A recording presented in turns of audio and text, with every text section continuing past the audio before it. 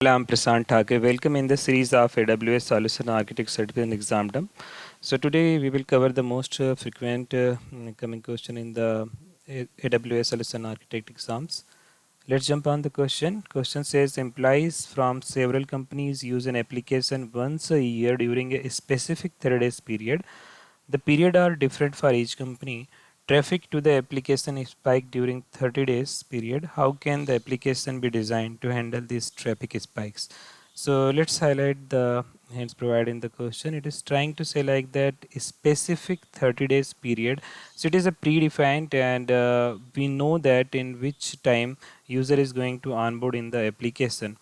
The periods are different, so it might be possible that few employees are coming into the January month, but after that it is coming into that March month. Few employees are coming in the March month, but here it is trying to say like that we are already aware that at what in which date they are going to be on board and they are going to use it.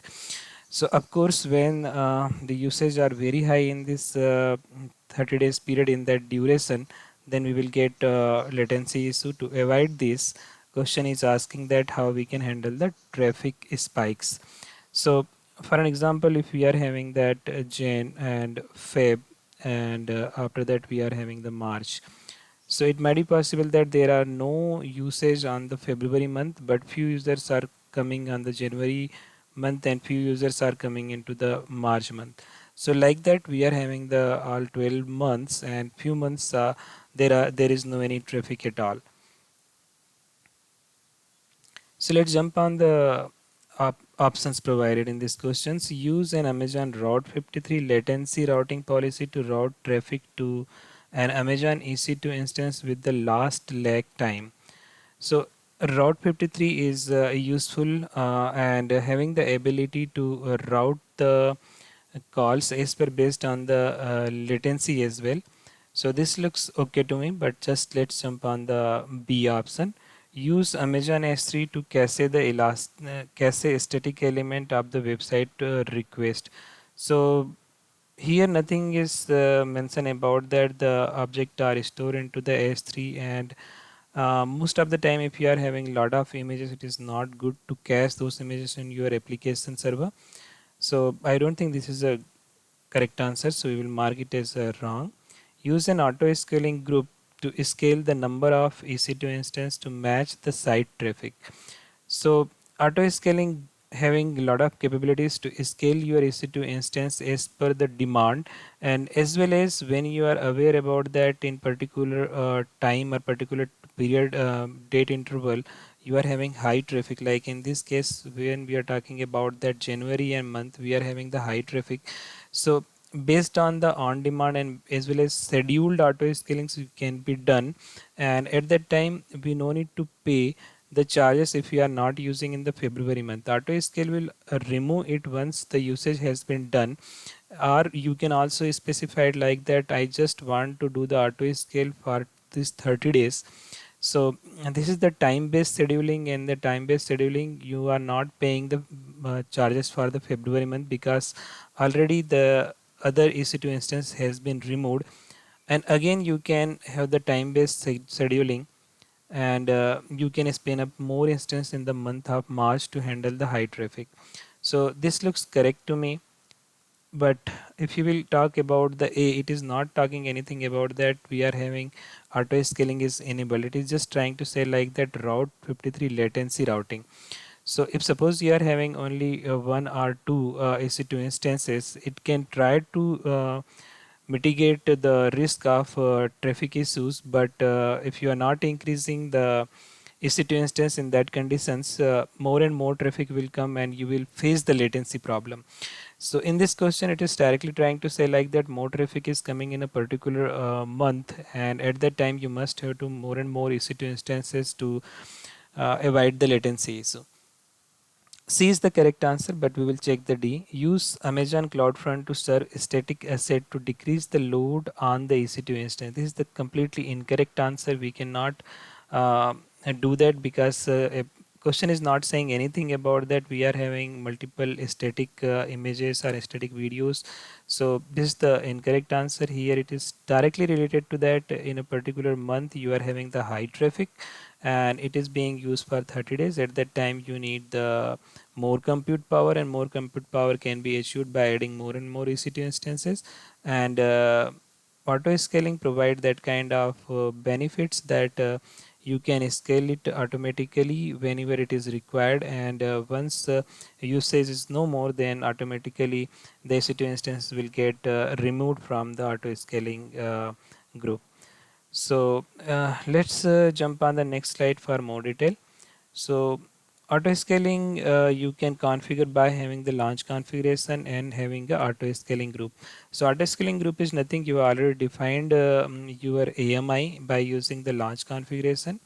So what is the name of that your AMI instance type, what kind of instance type you are going, and this is the security group and IAM rules details. So I'm not talking about that. Mainly that AMI must be predefined so that you can configure into the auto scaling group, and at that time it will get launched by using the scheduled action. So here I spoken about that January and March month you are having the high traffic, so you can have the scheduled time based action that I want more and more instances in the January and March month to avoid the latency. This is the auto scaling policies. You can use the auto scaling policies, that is the time based, which is helping the dynamically increasing and decreasing the EC2 instances count. So these are the main benefits of auto scaling components, and these are the auto scaling components: groups, configuration template, and scaling options. So already I have mentioned here in this slide. So there are the four types, sorry, there are the five types of auto scaling options available into the AWS. One is like that maintain current instance level all the time. So means like you want to be ensure that even the traffic is there or not there, you are just trying to say like that this is my desired instances, and it is the number of instances which need to be up and running that you can define, and this will be always up, doesn't matter you are having traffic is very high or very low. There is a scale manually. So manually scale is most basic way to scale your assets, where you specify only the change in the maximum, minimum, and desired capacity of your auto scaling group. So here when I was speaking about that all the time, then you are saying that okay, minimum I need approximately 4 instances up and running. So this here you are maintaining the 4 instances, and here we are talking about that scale manually. Then we can define that what will be my max, what will be my mean, and what will be my desired. Amazon EC2 auto scaling manage the process creating or terminating instance to maintain the updated capacity. So mostly we use such kind of scaling when we are sure about that this will be the minimum instances are required, and we know that number of users in the particular days or particular time interval, and whenever the users are increasing, we are saying that desired capacity must be that one. But desired capacity is also helpful that you are not spinning more and more number of EC2 instances because costs are associated. Scale based on schedule. So scale based on schedule is very useful when you are knowing that in particular month the traffic will be very high, and for 30 days you need more instances. So you can use the scale based scheduling. Scaling based schedule means scaling options are performed automatically as a function of time and date. This is useful when you are exactly when to increase or decrease the number of instances for your group, simply because the need arises on the predictable schedule. So here already the schedule is predictable, so we need to use the this kind of auto scaling. Scale based on demand. So you are not knowing that there is a high traffic will come in this day or time, then a more advanced way to scale your resource using scaling policy lets you define parameters that control the scaling process. For example, let's say that you have web application that currently runs up to instances. You want the CPU utilization, the auto scaling group to stay at around 50% when the load on the application changes. The method is useful for scaling in response to changing the condition when you don't know when those conditions will change. So for an example, there is a one user and he is trying to get the audit report. So he is sending one request to the EC2 instances and your application server that I want audit report. So at that time you want more and more EC2 instances for compute power. So you can say like that, okay, in this EC2 instances, if it is increasing for 50 or 60% more CPU utilization, then I need more and more EC2 instances. So here you can have that 1, 2, 3. By using that, the same EMI will get spin up by the auto scaling, and then you will get a more compute power, and you can provide that audit report easily with the less time up period to the user. And the last one is the user predictive scaling. You can also use the EC2 scaling combination of AWS auto scaling to scale resource across the multiple services. AWS auto scaling can help you maintain optimal availability and performance by combination of predictive scaling and dynamic scaling. So most of the industries, this is the common practice using the predictive scaling.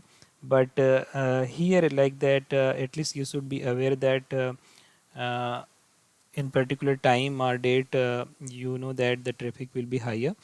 But at the same time, if suppose such kind of ETL work or like auditing reports are going on, then you can also mix the dynamic scaling. So this is all from my side about that the auto scaling when to use, and the correct answer provided by this question is that use auto scaling grip to scale the number of EC2 instance to match the site traffic.